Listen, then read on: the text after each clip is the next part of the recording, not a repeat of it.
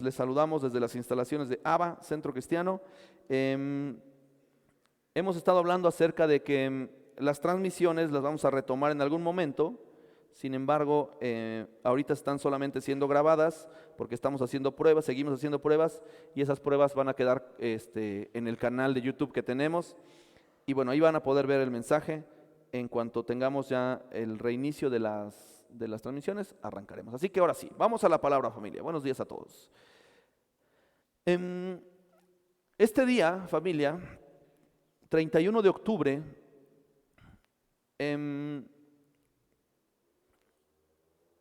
sobre todo en Estados Unidos y en algunas partes de Europa, se conmemora, se recuerda, se festeja lo que se conoce como la Noche de Brujas, ¿cierto? En muchos lados, o el Halloween, ¿no? Que es una digamos, tradición o una práctica pagana que es importada de Europa a Estados Unidos principalmente, y es donde ha cobrado demasiada fuerza. Y hay muchas cosas alrededor de eso, muchas cosas alrededor de este día, hay muchas leyendas, mitos, cosas, documentales, hay miles de cosas que no es el tema de hoy, por supuesto, pero que usted puede ver, verificar y ver un poco el trasfondo de esta celebración que, dicho sea de paso, la iglesia cristiana no conmemora, ¿de acuerdo? Ni promueve ni mucho menos, ¿de acuerdo? Porque es un tema que tiene que ver con algo oscuro. Insisto, no es el tema de hoy, pero tampoco podemos hacernos de la vista gorda, ¿de acuerdo? Porque sales, vas al centro comercial, pasas por una casa y están adornadas, la gente, hoy hay fiestas y fiestas de disfraces y una serie de cosas. Y eso es, digamos, lo que podemos ver, pero trasfondo de eso también hay movimientos muy oscuros, familia, muy oscuros, ¿de acuerdo? Muy oscuros. No se les olvide que el diablo es un imitador, ¿de acuerdo? Es el padre de mentira.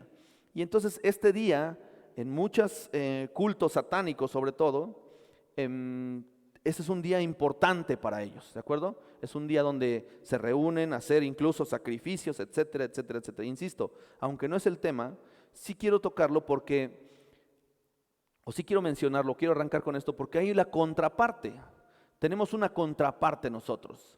Probablemente para usted y para mí, como creyentes, nosotros diríamos, bueno, pues es un día como todos los demás, pero eso no significa que no salgas a la calle y que no veas cosas que están sucediendo, ¿de acuerdo? Y las redes sociales están inundadas de estas cosas, ¿ok?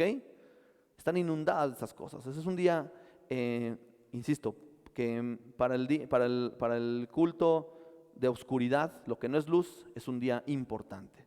Pero para nosotros, familia, para nosotros, para usted y para mí, también es un día importante.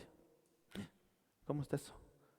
Porque hoy, 31 de octubre, por favor, adelante. Hoy, 31 de octubre, se conmemora el tema, o más bien el nacimiento del protestantismo. ¿De acuerdo? Un día como hoy, ahora sí que va a sonar como efeméride, un día como hoy, pero de 1517, nace el protestantismo. Ahora, ¿por qué es importante hablar de esto? Porque usted y yo, quiero que conozcamos algunos datos que nos va a ayudar a ubicarnos en qué momento de la historia vivimos y sobre todo en qué grupo social, religioso es en el que nos encontramos, ¿de acuerdo? Porque hoy en nuestros días hay un montón de corrientes, un montón de ideologías, un montón de cosas, de doctrinas, etcétera, que han desvirtuado la fe. Y eso es algo que pasaría, dijo el Señor. ¿De acuerdo? Sin embargo, hoy quiero llamar su atención y hablarle un poco acerca de este asunto, de esta palabra que tiene que ver con el protestantismo. ¿De acuerdo?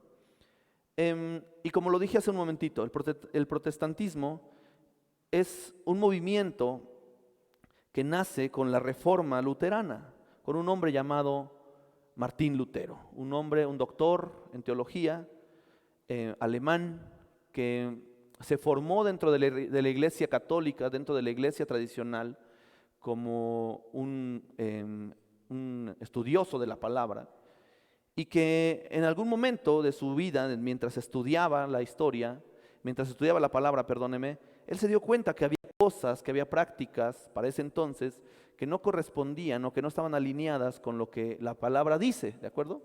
Y entonces él diseña algo que se conoce como las 95 tesis, y usted sabe que una tesis es un enunciado que propone una verdad y se estudia, ¿no? Los estudiantes universitarios proponen un tema de tesis donde sus esfuerzos, su dedicación está encargada o está enfocada a comprobar esa propuesta que hicieron, ¿de acuerdo?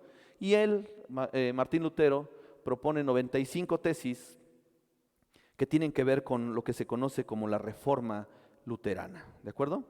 Pero antes de hablar de este tema, quiero ponernos en contexto, quiero mostrarle algunos datos que creo que van a ser importantes para que usted y yo podamos entender, meternos y saber en dónde estamos ubicados dentro de este movimiento de fe, ¿de acuerdo? Que está extendido por todo el mundo. ¿Está conmigo? ¿Sí? ¿Está listo para eso? Ok, vamos. Actualmente tenemos 7.903.451.778 habitantes. Esta cifra salió ayer a las 11:59 de la noche, ¿de acuerdo? Si usted va a esta página, no puede detenerla porque está constantemente cambiando, está así, todo el tiempo está cambiando. Es una cifra que se alimenta de manera inmediata. Nada más y nada menos, ayer a las 11:59 nacieron 383.297 personas. De esas personas murieron el día de ayer 160.000 personas. Y en este año, el año 2021, han nacido hasta el día de ayer 116.274.132 personas, y han fallecido, entre ellas están las de COVID, 48.814.666 personas. Esa es la población global que tenemos. ¿Qué le parece?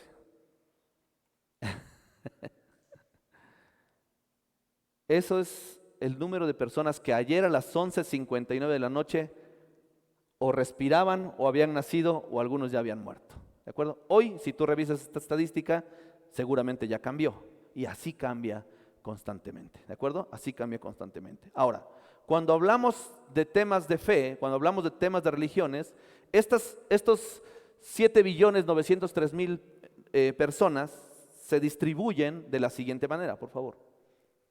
Ahí está. La religión número 1 a nivel global es el cristianismo. ¿Cuántos dicen gloria a Dios? Pues gloria a Dios, ¿no? No sé, no estoy seguro con los datos que le voy a presentar, entiéndame, por lo que voy a hablar esta tarde. Y de esa manera están distribuidos. En morado están los cristianos. La segunda religión con más feligreses a nivel mundial es el islamismo, los musulmanes.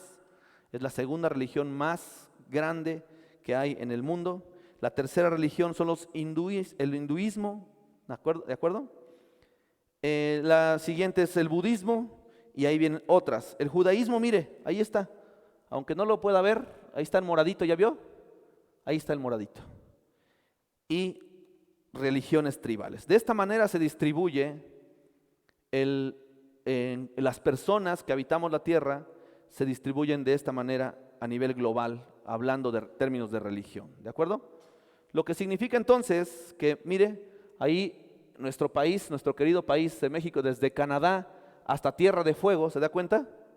Desde Canadá hasta Tierra de Fuego está considerado, el continente americano en términos generales está considerado como un continente cristiano, ¿de acuerdo? ¿Sí o no?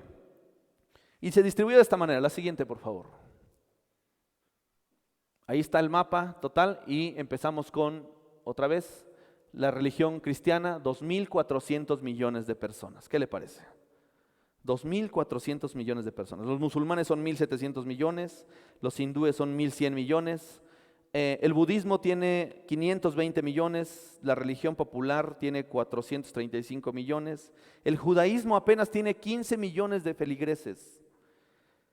Las personas no afines, o en este caso ateas, son apenas 1.200 millones de personas, y el resto de las religiones están comprendidas en 60 millones. De esta manera se distribuyen todos los 7 billones de personas a nivel global que hemos estado hablando. Ahí está. ¿Qué le parece? Interesante, ¿no? Interesante, porque hoy por hoy la religión cristiana es la religión con más feligreses a nivel global que hay en la tierra. Ahora, hay un dato interesante. El periódico Economista publicó esto en el año 2017 y se hizo esta pregunta: ¿cuál es la religión de más rápido crecimiento? La respuesta fue: los bebés que nacen bajo la estrella musulmana superarán a los bebés que nazcan de madres creyentes de Cristo para el año 2035. Aunque actualmente es al revés, hoy en nuestros días es al revés, pero para el año 2035 se espera que los musulmanes, mire, sean el 70% de la población religiosa mundial. ¿Qué le parece? Hoy estamos a 2021, casi 2022, significa que dentro de, ¿qué? ¿10 años? ¿12 años? Esta estadística puede cambiar. Hoy nuestra estadística es que somos más cristianos que musulmanes, ¿de acuerdo? Pero para esa fecha se dice, según este estudio, que serán más musulmanes que cristianos. ¿Ya le llamé su atención? ¿Ya logré captar su atención? Ok. Ahora, de estos 2.400 millones de cristianos, hay un ranking que se sacó en el 2015, mire. El ranking mundial de cristianos en el mundo en el 2015 es de la siguiente manera. Estados Unidos es el primer país que tiene más creyentes que el resto del mundo.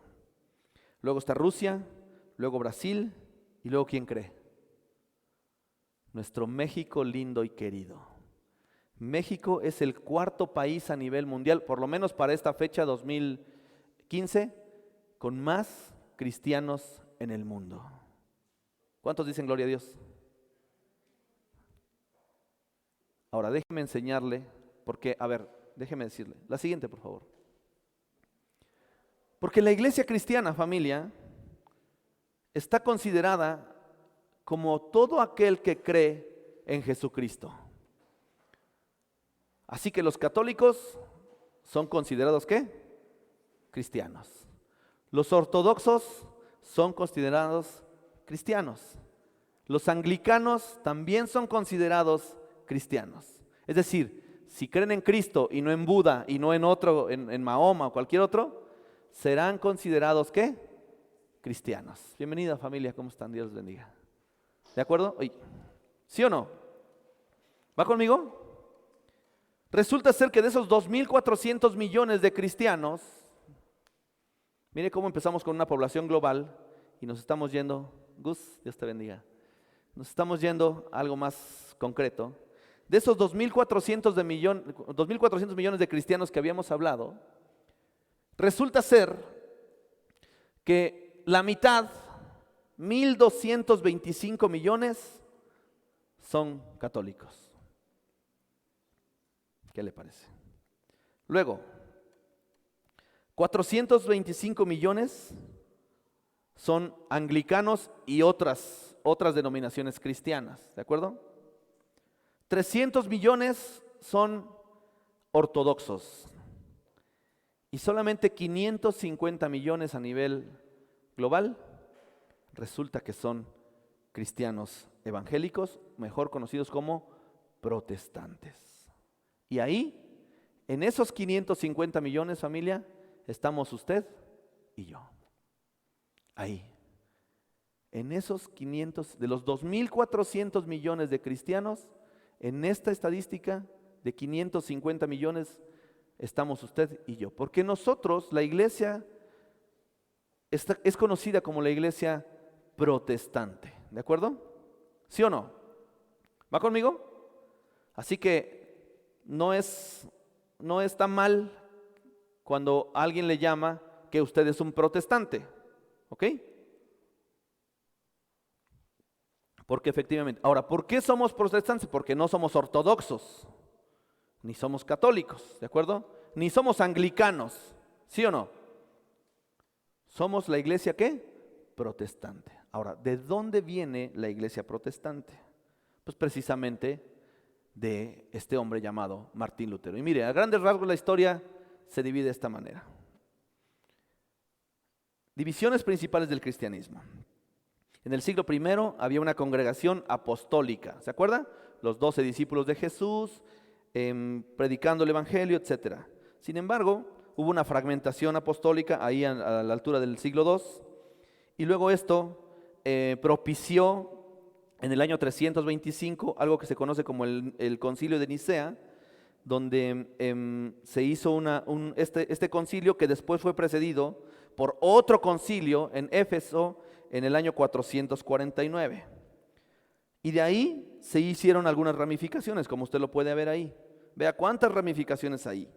Para el siglo XVI viene la reforma, con lo que estamos hablando, lo que es conocido como la reforma luterana. Y a partir de ahí, 1517, 31 de octubre de 1517, nace la iglesia protestante. Es decir, hace 504 años, ¿de acuerdo? 504 años. Ahora, ¿por qué puse esto? Porque cómo nos encanta complicarnos la vida, ¿no? Hay un dicho mexicano que dice: ¿para qué tanto brinco si el suelo está tan parejo? La Biblia es tan clara, familia, con temas de fe, con temas de nuestro Señor Jesús, que a la humanidad en términos generales nos encanta complicarnos la vida. Y por si esto fuera poco, familia, dentro del protestantismo, la siguiente por favor, hay algunos ejemplos. Luteranos, bautistas, pentecostales, metodistas, etcétera, etcétera, etcétera. ¿Qué le parece? Pásame la anterior, por favor, Javi. O sea, si esto ya le parece demasiado, pues no conformes con todas estas ramas que hay acerca del cristianismo, todavía tenemos dentro del protestantismo todas las que ya por decir algunas. Y conste que no hemos hablado, porque eso será tema de una clase bíblica, de escuela bíblica, que se llama Sectas y Religiones, que por cierto el profesor Humberto tiene un material muy bueno. No hemos hablado acerca de las sectas, ¿de acuerdo? Que ese es otro rollo, esa es otra historia. ¿No le parece demasiado? ¿Usted qué opina? Habrá alguno que diga: no, pues es que es necesario, pastor. ¿Está bien? Yo veo que la Biblia es una, yo veo que la palabra de Dios es una, y yo veo que Jesucristo, el Hijo de Dios, murió por todos y cada uno de nosotros. ¿De acuerdo? Ahora, déjeme aterrizarlo a nuestro país. La siguiente, por favor. Esta es una estadística del Censo de Población y Vivienda del año 2020. Pasaron a su casa a tocarle la puerta y le pusieron su sellito de INEGI, y ahí en esas preguntas le preguntaron: ¿qué religión profesa? ¿Cierto? Y usted tuvo que haber dicho: soy cristiano, católico, apostólico, romano, luterano, pentecostal, bautista, testigo de Jehová, mormón, musulmán, judaizante. Hijo, no sé. Algo tuvo que haber respondido. Bueno, ahí está su respuesta. Sin embargo, el INEGI concluyó que la población católica en nuestro país, una población, en México tenemos 130 millones de habitantes. 130. En México, de esos 130 millones hay 90 millones de católicos, de los cuales 16 millones de esos 130 tienen una religión distinta a la católica, y ahí en ese espacio entramos usted y yo. 16 millones, algo así como el 13%, 12% de la población mundial. ¿Sí, más o menos, maestros? ¿Sí? 16 millones de 130 es el 13%, algo así. Eso significa, familia, que hay un montón de trabajo por hacer. Y ese trabajo, ojo, póngame atención por favor, ese trabajo no está dentro de la iglesia. Ese debate no está dentro de la casa de Dios. Ese trabajo está fuera de las paredes de este lugar. ¿Me estoy explicando? ¿Sí me estoy explicando? ¿Ya más o menos me captó a dónde quiero llegar? Porque si nosotros seguimos perdiendo el tiempo debatiendo entre nosotros mismos, ya no digamos por grupos, ¿no? Por rama, entre las mismas iglesias, y ni siquiera de otro estado, las de la misma colonia. Aquí alrededor de esta colonia por lo menos hay 10 iglesias cristianas, familia. Por lo menos 10. Por lo menos 10. Aquí en las cuadras que están aquí. Aquí a media cuadra tenemos una, aquí subiendo aquí hay otra, por lo menos 10. ¿Y qué cree? Que aún en medio de este pequeño círculo no nos podemos poner de acuerdo. ¿Qué le parece? Porque no hemos entendido que la lucha, que la pelea, no está de manera interna, no es de manera interna. ¿Me estoy explicando? Sino está fuera de este lugar. ¿Ok?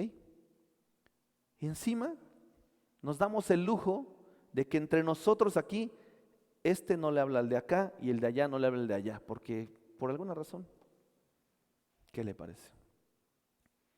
Y como yo digo otras veces, no somos la última Coca-Cola del desierto, familia.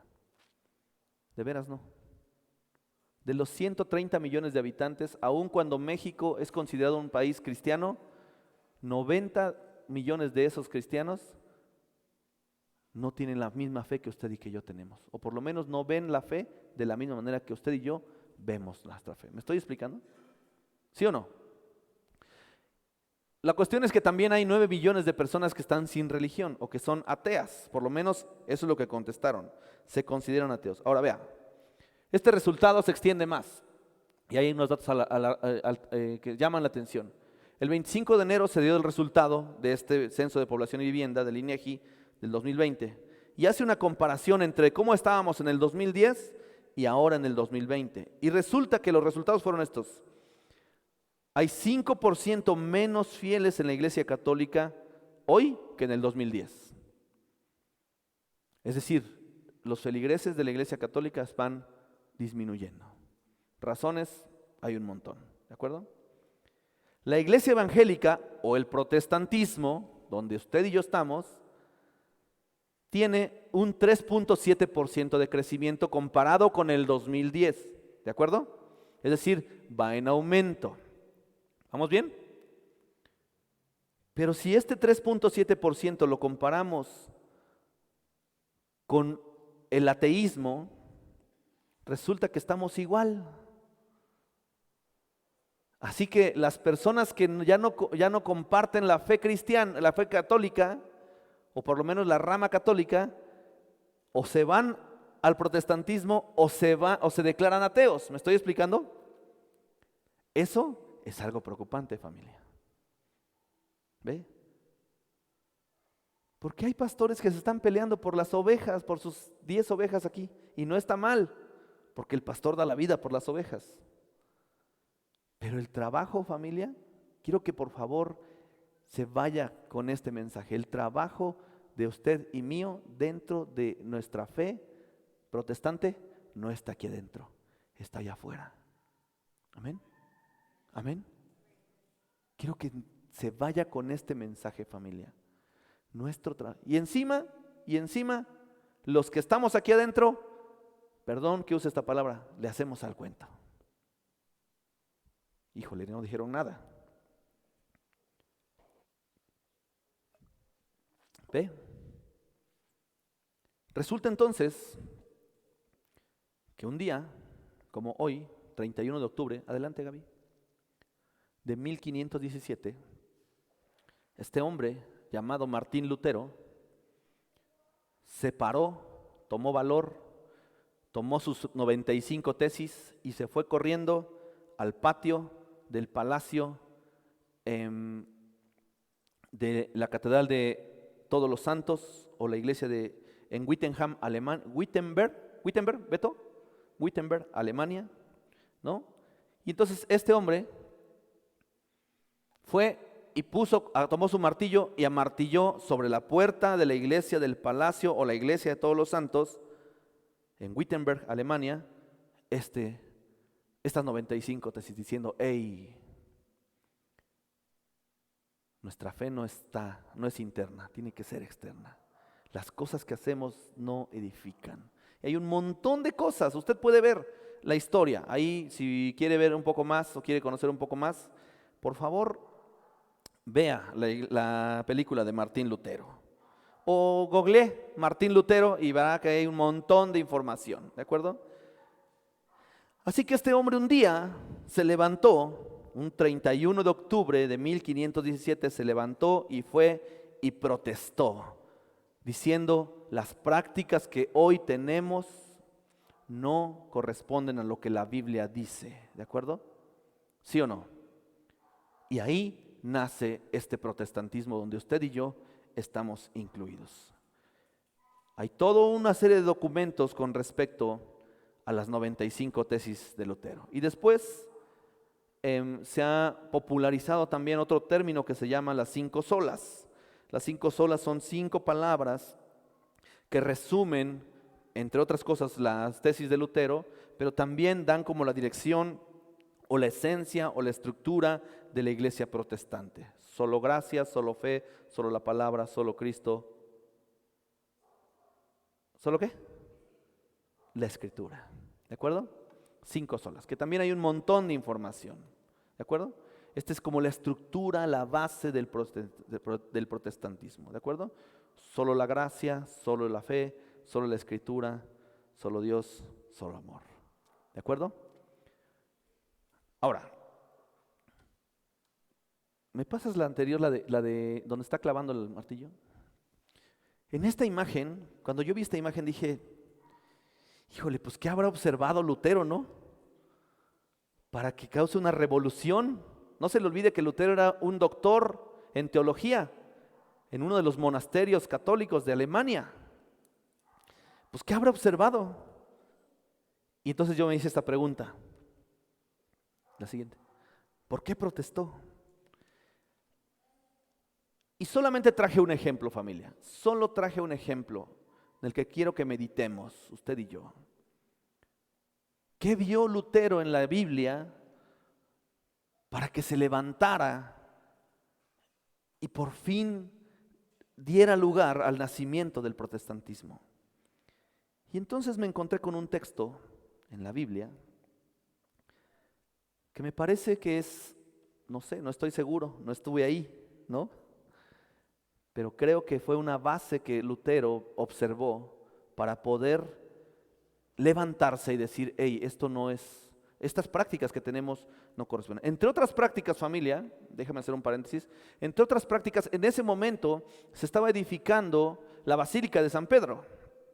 Y entonces el Papa en turno había establecido un medio de recaudación de bienes, ¿no?, a través de algo que se conoce como las indulgencias. Entonces el Papa, junto con su equipo, se le ocurrió la idea de que si la gente quería ir al cielo tenía que comprar indulgencias y de esa manera recaudar los recursos para poder edificar lo que es conocido como la Basílica de San Pedro. ¿De acuerdo? Esa es una de las prácticas. Otra práctica que Lutero, por la que protesta, es porque él dice que no es por las obras que nuestra salvación viene. ¿De acuerdo? Una práctica que en ese tiempo era muy común. ¿Ok? Y entonces otra vez, déjeme decirle, si usted revisa el internet y se mete a estudiar la bibliografía de Martín Lutero, va a encontrar ese y muchas otras cosas. Pero quiero ir al texto. En el libro de Efesios, capítulo 4, por favor.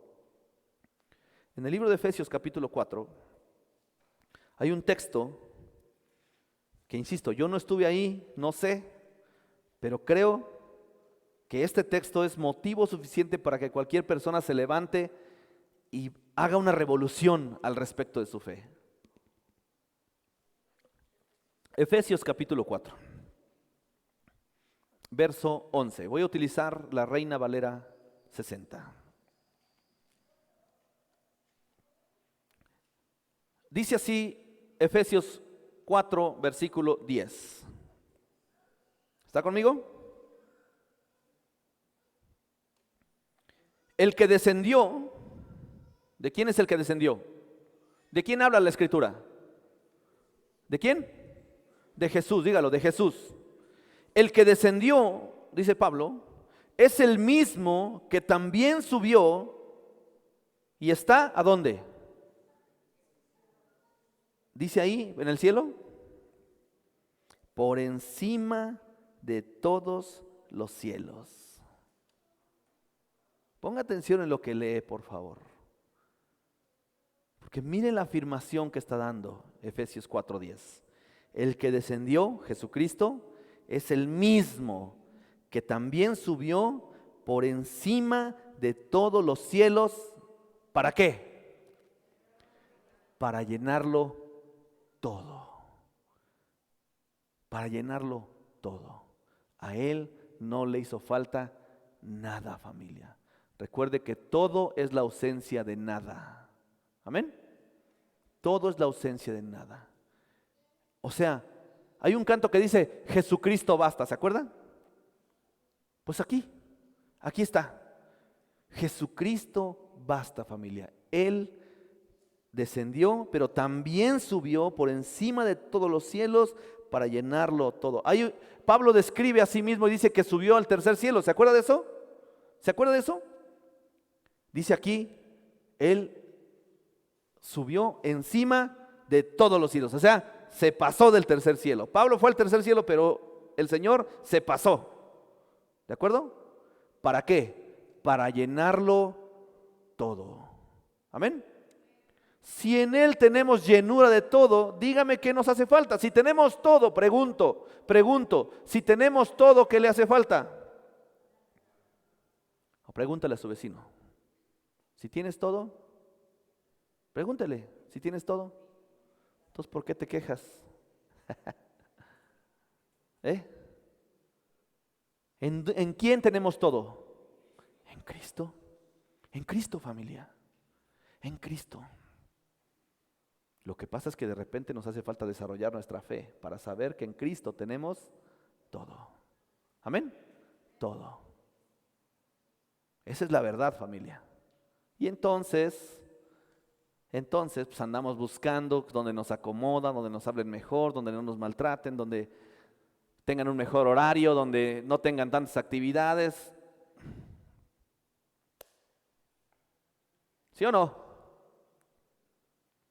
Pero la Biblia dice que en Él tenemos, dígalo, todo. Ahora, sigue diciendo, verso 11. Y Él mismo constituyó, es decir, estableció, dejó una estructura. ¿Quién es Él mismo? Jesucristo.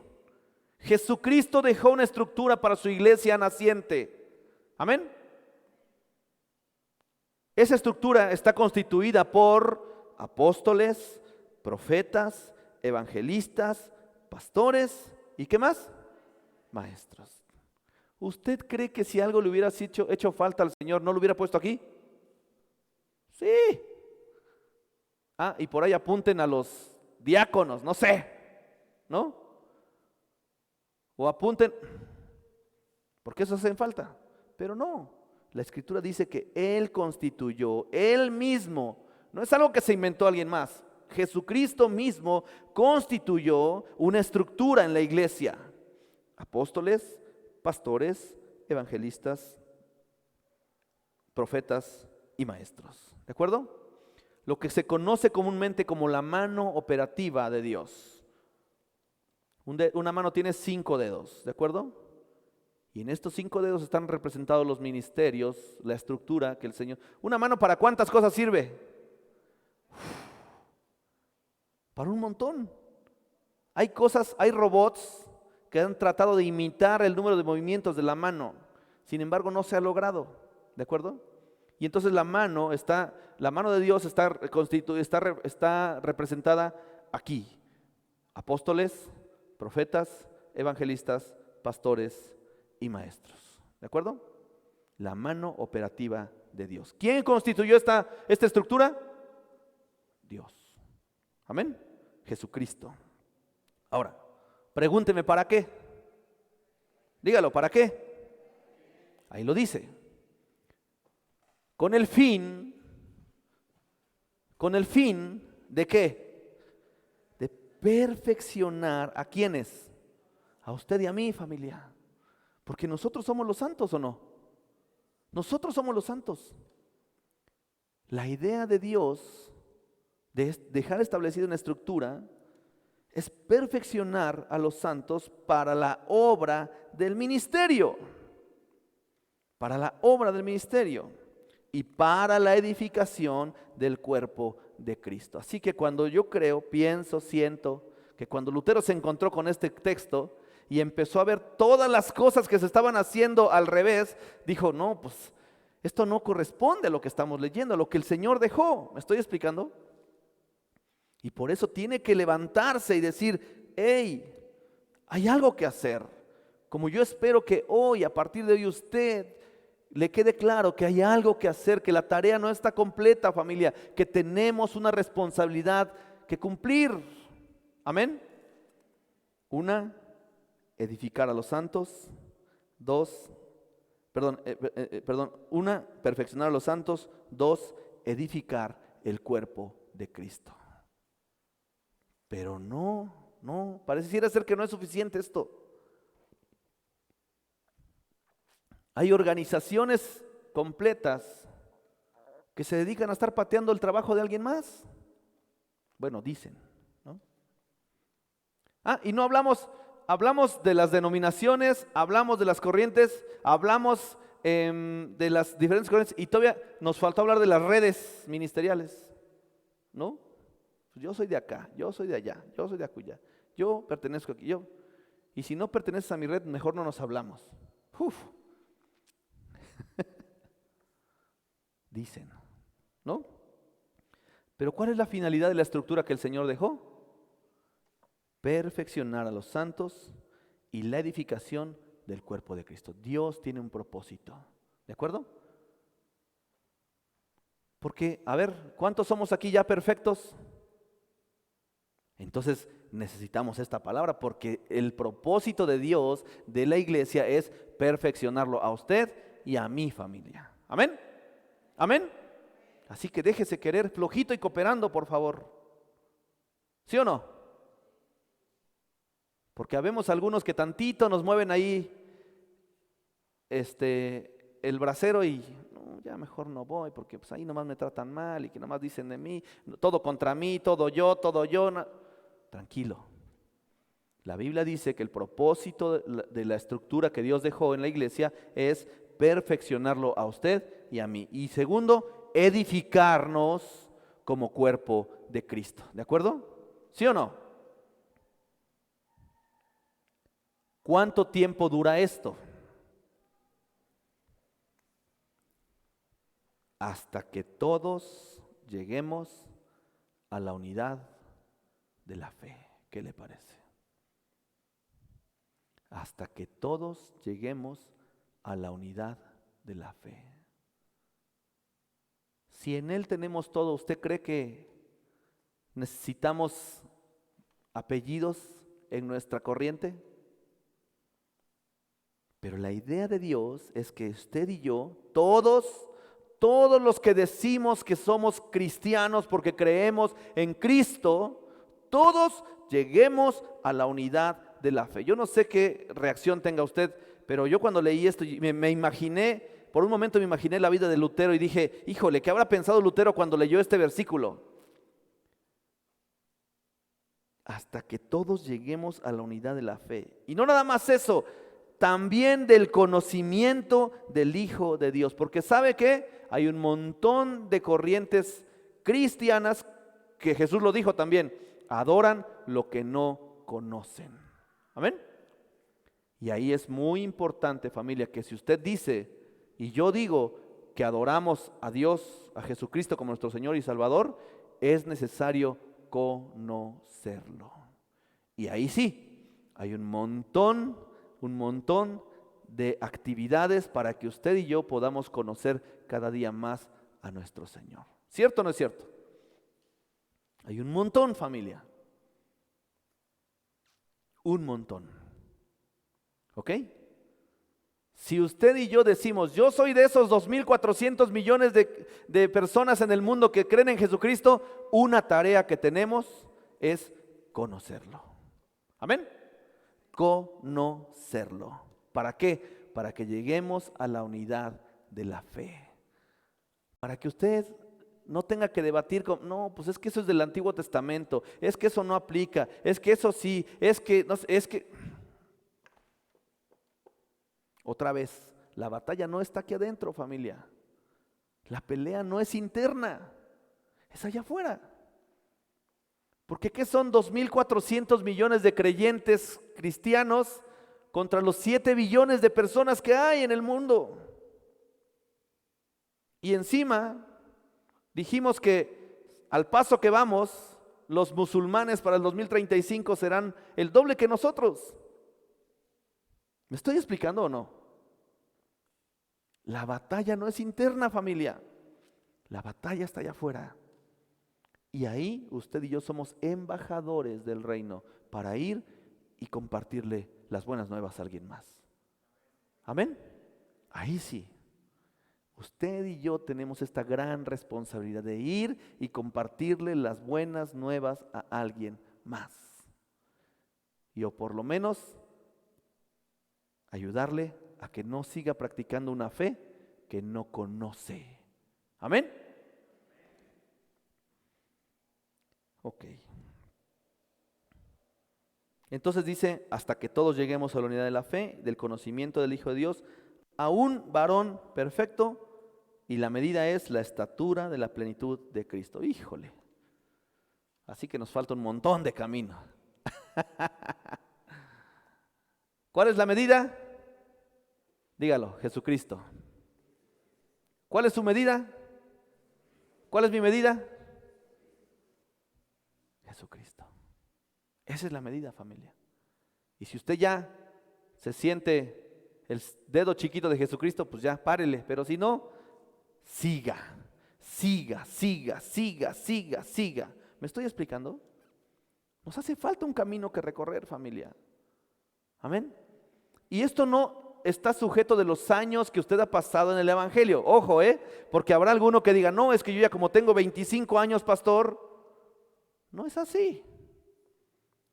Porque si realmente estuvieras esforzándote, hace 24 años atrás ya hubieras dejado ciertos vicios, ciertas prácticas, ciertas cosas. Digan algo, por favor. ¿O no? Porque lo que yo veo en la Escritura es que dice que creían y se bautizaban. ¿Cierto o no es cierto? ¿Y qué significa el bautizo? Renuncia a una antigua manera de vivir. Ah, pero no. Hay gente, tenemos 25 años de creyentes y seguimos haciendo las mismas prácticas que peor, porque antes no sabíamos que era pecado. Y hoy, aun cuando sabemos que es pecado, seguimos haciéndolas. Digan algo, por favor.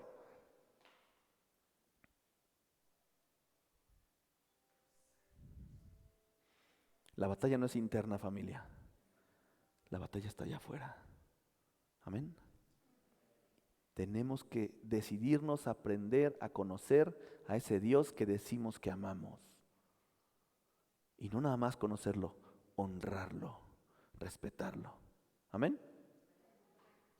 Porque todos los domingos venimos o cualquier día que nos reunamos, levantamos las manos, levanto mis manos, yo te amo, Cristo, yo te amo, y no sé dónde estuviera, si yo a ti no te tuviera, Cristo, yo te amo. Pero resulta que atrás estamos, ahora sí que como dice la canción, siempre caigo en los mismos errores. ¿No dice así la canción? Pero si tú dices y yo digo que creemos y amamos a este Dios en el que hemos creído, esa antigua manera de vivir se tuvo que haber quedado sepultada el día que creíste y te bautizaste. Así de simple, familia. Así de simple. Pero si tienes 24 años, de tus 24 años batallando con la misma cosa, híjole. Ahora, ¿qué quiero decir con todo esto? Hagamos que valga la pena lo que este hombre un día hizo. Porque no es nada más una fecha que tenemos que conmemorar como efeméride. Es algo que tenemos que vivir el día en que nuestra vida cambió. Cualquier libro de texto, familia, cualquier libro de texto dice en un pasaje histórico dice, este acontecimiento fue antes de Cristo. ¿Cierto o no es cierto? Y o ve otro acontecimiento y dice, este acontecimiento es después de Cristo. ¿Cierto o no es cierto? ¿Usted puede decir eso de su vida? ¿Este era yo antes de Cristo? ¿Y este soy yo ahora en Cristo? Porque si no es así, usted tiene que trabajar por eso. En su vida también tiene que haber una reforma protestante. En su vida también tiene que haber una reforma protestante, familia. Es decir, no más esto. Amén. Ahora, dice, a la medida de la estatura de la plenitud de Cristo. Siguiente, por favor. ¿Para qué? ¿Para qué todo esto? Para que ya no seamos niños fluctuantes. Híjoles. Para que ya no seamos niños. ¿Por qué fluctuantes? Porque ¿cómo son los niños? Les compra una paleta y nada más la abren y pasan a la siguiente tienda y ¿qué quieren? Otra cosa. Y los sacas de esa tienda y los llevas al parque y ¿qué quieren? Otra cosa. Y los sacas del parque y los llevas al centro comercial y ¿qué quieren? Otra cosa. Y Pablo dice, todo esto es para que usted y yo ya no seamos como niños, que andamos tantito sí y ¿qué? Tantito no. Bueno, dicen, para que no seamos niños fluctuantes, llevados por doquiera de todo viento de doctrina. Es decir, que pues ahora para acá, ahora habemos, y me incluyo, que nos hemos paseado dentro de la fe cristiana, ya no digamos la fe católica o la fe ortodoxa o la corriente anglicana, dentro del protestantismo nos hemos paseado ya hasta récord tenemos, ya llevo 27 iglesias, pastor. ¿Eh? Y dice aquí que para que esto tiene que ver para que no seamos llevados por donde quiera, por cualquier viento de doctrina, que además es estratagema de hombres para engañar, que para engañar emplean con astucia artimañas del error. Ahí está. ¿De acuerdo? Es decir, esta estructura, este protestantismo que Dios quiere que suceda en tu vida y en mi vida, tiene que ver con un sentido de que ya no seamos más engañados, que no nos comportemos como niños, que no seamos engañados y que no caigamos en error. Ahora, finalmente, dice, sino que siguiendo la verdad, ¿siguiendo qué? ¿Dónde está la verdad, familia? En la palabra. Ahí está la verdad.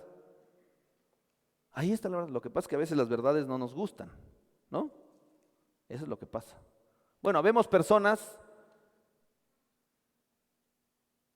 me acuerdo de una canción que decía, miénteme como siempre, por favor, miénteme. ¿No dice así? Porque a veces la verdad no nos gusta, familia. No nos gusta. Pero dice que la intención de todo esto es que sigamos la verdad ¿en qué? En amor. ¿Y qué más? Y crezcamos en todo en aquel que es la cabeza. Esto es Cristo Jesús. ¿Qué le parece? Todo esto es para que sigamos la verdad en amor y crezcamos en todo. Diga conmigo en todo. En aquel que es la cabeza. ¿Quién es nuestra cabeza? Cristo Jesús. Termina diciendo, de quien todo el cuerpo, ¿de qué cuerpo estará hablando?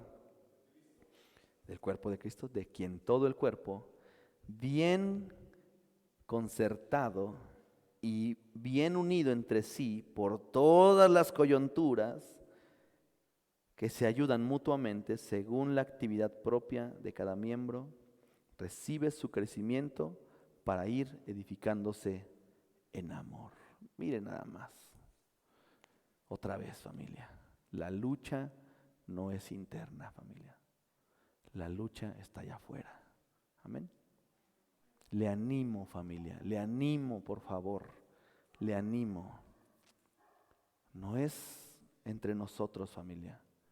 Hay mucho trabajo que hacer allá afuera. Mucho, familia. ¿Y sabe qué?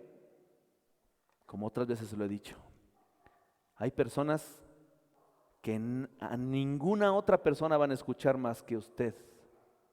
A nadie más la van a escuchar, solo a usted. Imagínese, por ejemplo, un muchachito que se da cuenta de una necesidad de uno de sus compañeros en la escuela, en el deporte, lo que sea. Ese muchachito quizás está pasando por un tema de un divorcio, quizás está pasando por un tema de una pérdida de un ser querido, quizás está pasando por un tema de falta de trabajo, ¿de acuerdo? Alguna situación.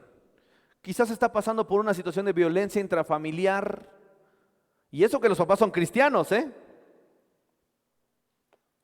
¿Conoce personas así? Que le diga, ese muchachito o muchachita, pues te voy a traer el pastor para que hables con él. ¿Sabe qué le va a decir ese muchachito que está en necesidad?